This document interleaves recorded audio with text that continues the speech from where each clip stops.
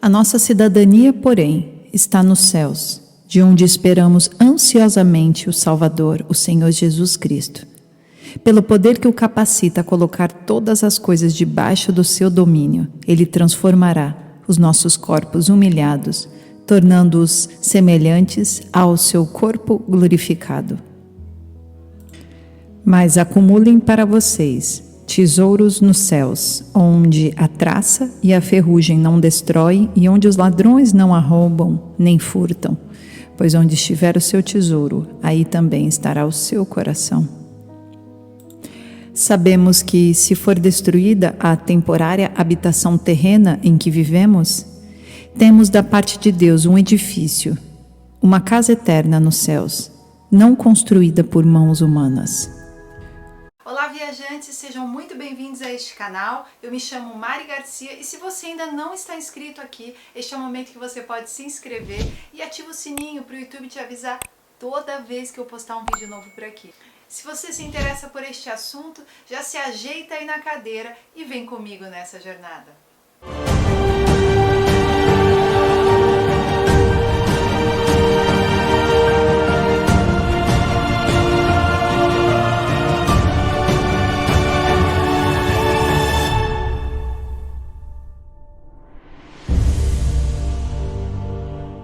Todos ansiamos pela vida no paraíso. O próprio nome já nos instiga para uma vida onde só coisas boas existirão. Vamos falar sobre 10 coisas que é importante nós sabermos sobre o paraíso. Em primeiro lugar, o paraíso é real. Não é um lugar metafísico, um estado mental, não é uma invenção da imaginação de alguém. Não, é um lugar verdadeiramente literal e físico. Em João 14, Jesus está dizendo aos discípulos que ele estava indo preparar um lugar para eles. Ele não ia preparar um estado mental, ele não ia preparar apenas um conceito. Ele ia realmente preparar um local, especialmente criado para quem tem um relacionamento pessoal com Deus. E lemos a partir do versículo 1 de João 14, não se turbe o vosso coração, credes em Deus, crede também em mim, na casa de meu Pai há muitas moradas. Se não fosse assim, eu vos teria dito, vou preparar-vos um lugar, e se eu for e vos preparar lugar, virei outra vez e vos levarei para mim mesmo, para que onde eu estiver, estejai vós também. Mesmo vós sabeis para onde vou e conheceis o caminho. Repare como Jesus se refere à casa do Pai e o número de moradas, o número de quartos que ele tem. A palavra lugar foi traduzida como mansões, trazendo referência aos quartos adicionados nas casas dos patriarcas, quando os filhos se casavam e traziam suas esposas para viver no complexo da família, muito extensa. E por último, Jesus também promete que ele vai voltar para nos pegar, para que possamos estar com ele. Então, Jesus é real e ele mora em algum local. Então, nós temos a promessa de morar com ele também. Em segundo lugar, Deus Pai estará no paraíso e Jesus estará ao lado dele, à sua direita. Assim como a oração do Pai Nosso que estais nos céus. Os discípulos aprenderam a endereçar o local que Deus estava, não só de maneira espiritual, mas também de maneira física e profética. Mateus 6:9, portanto, vós orareis assim, Pai nosso que estás no céu, santificado seja o teu nome, venha o teu reino, seja feita a tua vontade, tanto na terra como no céu. Em Romanos 8:34, nós podemos ler a respeito da posição de Jesus. Quem os condenará? Pois é Cristo quem morreu ou antes quem ressuscitou dentre os mortos, o qual está à direita de Deus e também intercede por nós.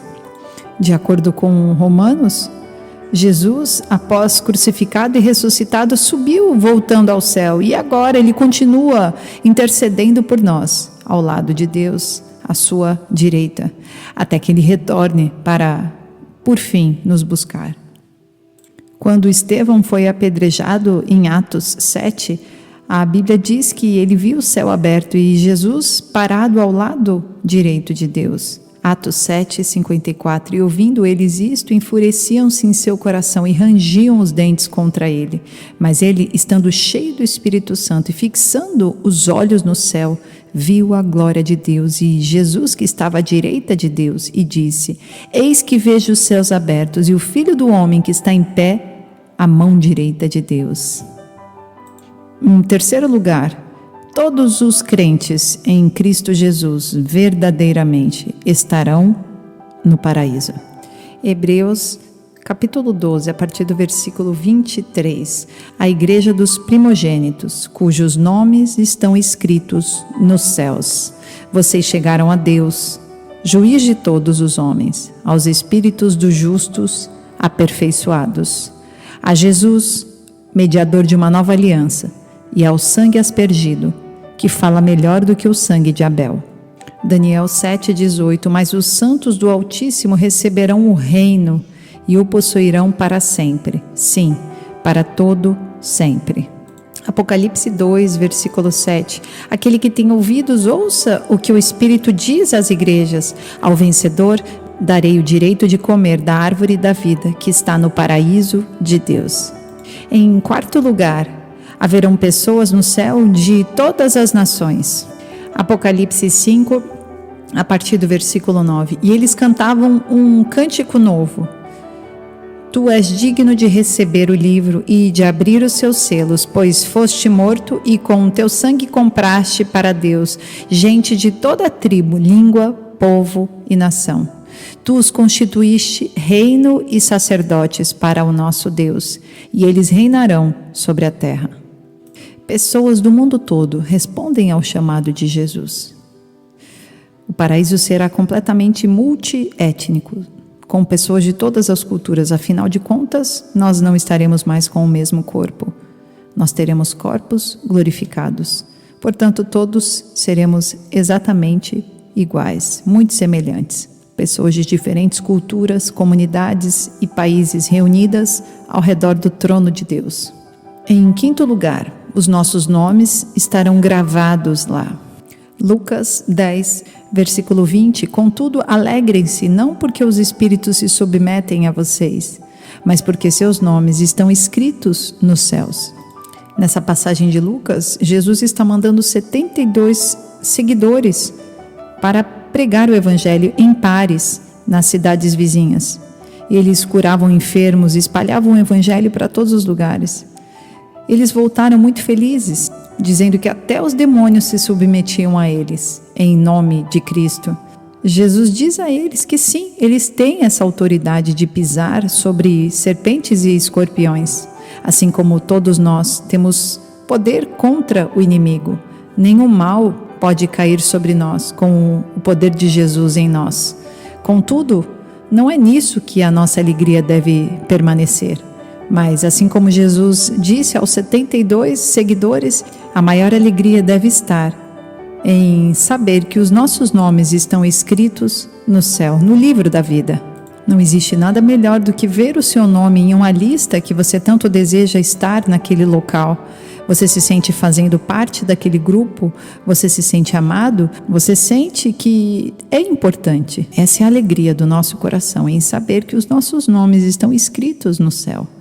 E nós somos importantes para Deus. Em sexto lugar, nós temos uma herança nos céus. 1 Pedro, capítulo 1, a partir do versículo 3. Bendito seja o Deus e Pai de nosso Senhor Jesus Cristo, conforme a sua grande misericórdia, Ele nos regenerou para uma esperança viva, por meio da ressurreição de Jesus Cristo entre os mortos, para uma herança que jamais poderá perecer, macular-se ou perder o seu valor, herança guardada nos céus para vocês, que, mediante a fé, são protegidos pelo poder de Deus até chegar à salvação, prestes a ser revelada no último tempo. Essa herança deve dar impulso para que nós possamos ultrapassar todas as provações da vida, para que nós possamos viver no mundo do maligno.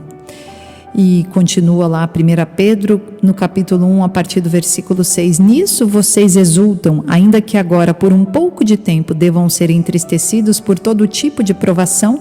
Assim acontece para que fiquem comprovado que a fé que vocês têm, muito mais valiosa do que o ouro que perece, mesmo que refinado pelo fogo, é genuína e resultará em louvor, glória e honra quando Jesus Cristo for revelado.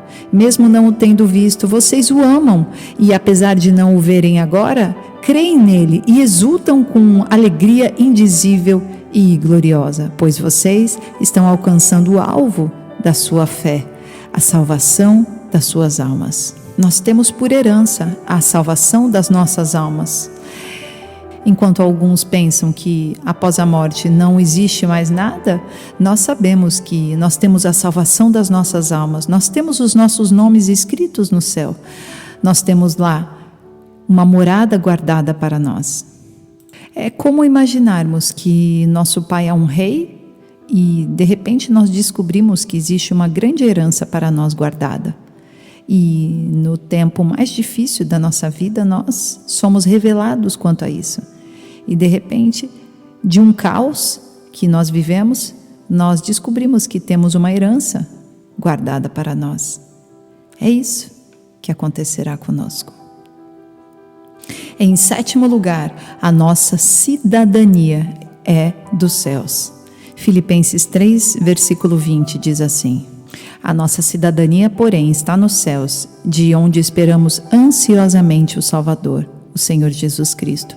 Pelo poder que o capacita a colocar todas as coisas debaixo do seu domínio, Ele transformará os nossos corpos humilhados, tornando-os semelhantes ao seu corpo glorioso. Somos peregrinos e nômades viajando por esta terra. Precisamos dar o nosso melhor aqui. Afinal de contas, somos testemunhas de Cristo. Mas os nossos olhos precisam estar atentos quanto à nossa morada eterna.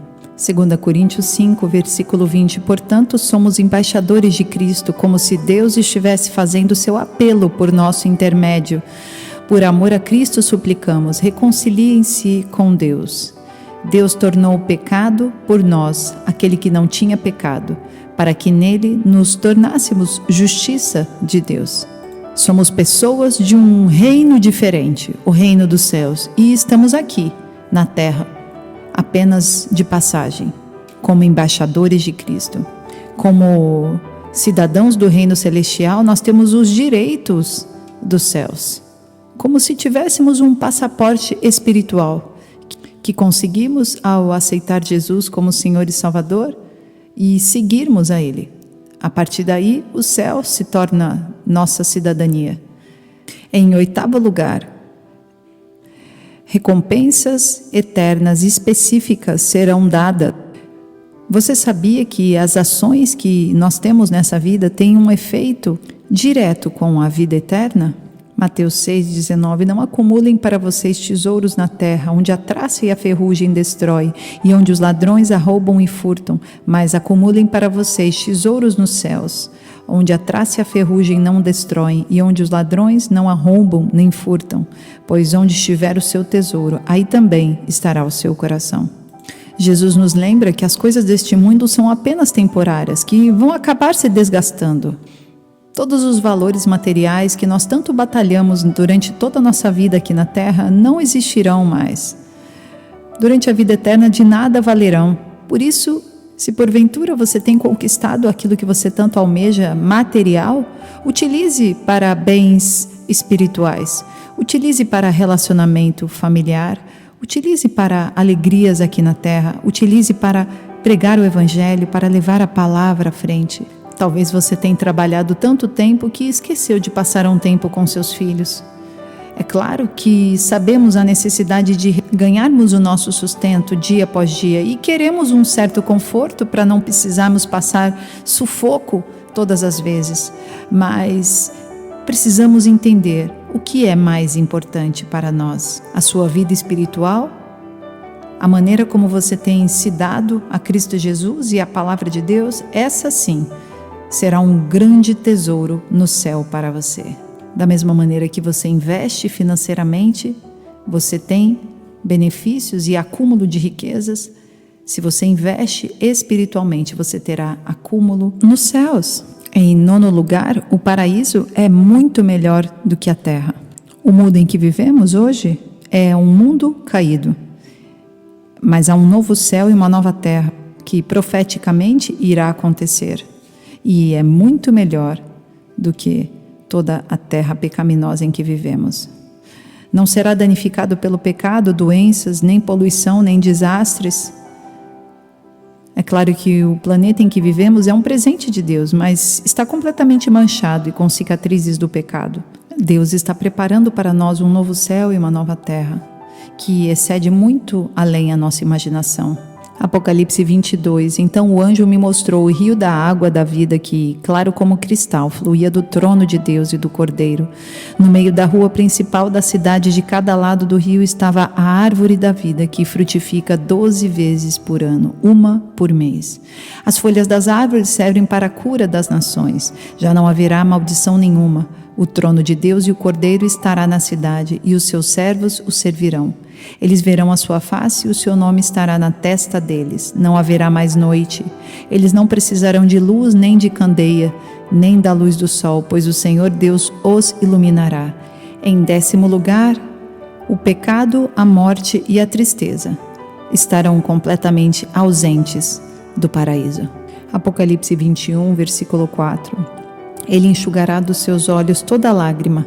Não haverá mais morte, nem tristeza, nem choro, nem dor, pois a antiga ordem já passou. Versículo 24. As nações andarão em sua luz, e os reis da terra lhe trarão a sua glória. Suas portas jamais se fecharão de dia, pois ali não haverá noite. A glória e a honra das nações lhe serão trazidas. Nela jamais entrará algo impuro, nem ninguém que pratique o que é vergonhoso ou enganoso, mas unicamente aqueles cujos nomes estão escritos no livro da vida. Sabemos que todos nós partiremos um dia, ou aguardaremos a volta de Cristo Jesus e subiremos arrebatados para, num piscar de olhos, sermos transformados com corpos glorificados ao encontro de Cristo Jesus nos ares. Mas se não for isso, provavelmente experimentaremos a morte. Eclesiastes 8, versículo 8 diz assim: ninguém pode dominar o vento, nem segurá-lo. Assim também, ninguém pode evitar a morte, nem deixá-la para outro dia. Nós temos que enfrentar essa batalha e não há jeito de escapar. Nenhum de nós sabe o dia, a hora, mas todos nós sabemos que cada um de nós tem a sua hora. E a nossa alegria está em sabermos que os nossos nomes estão escritos no céu. Portanto, se aqui nós entendermos que isto é uma passagem, nós não olharemos mais para a morte da mesma forma que antes. Nós entenderemos que é apenas uma transição para a eternidade, para a vida próximo de Deus e Jesus à sua direita. Apocalipse 22, a partir do versículo 12. Escutem, diz Jesus, eu venho logo. Vou trazer comigo as minhas recompensas para dá-las a cada um de acordo com o que tem feito. Eu sou o Alfa, o Ômega, o primeiro e o último, o princípio e o fim. Felizes as pessoas que lavam as suas roupas, pois assim terão o direito de comer a fruta da árvore da vida e de entrar na cidade pelos seus portões. Mas fora da cidade estão os que cometem pecados nojentos, os feiticeiros, os imorais, os assassinos, os que adoram ídolos e os que gostam de mentir por palavras e ações. Eu, Jesus, enviei o meu anjo para anunciar essas coisas a vocês nas igrejas.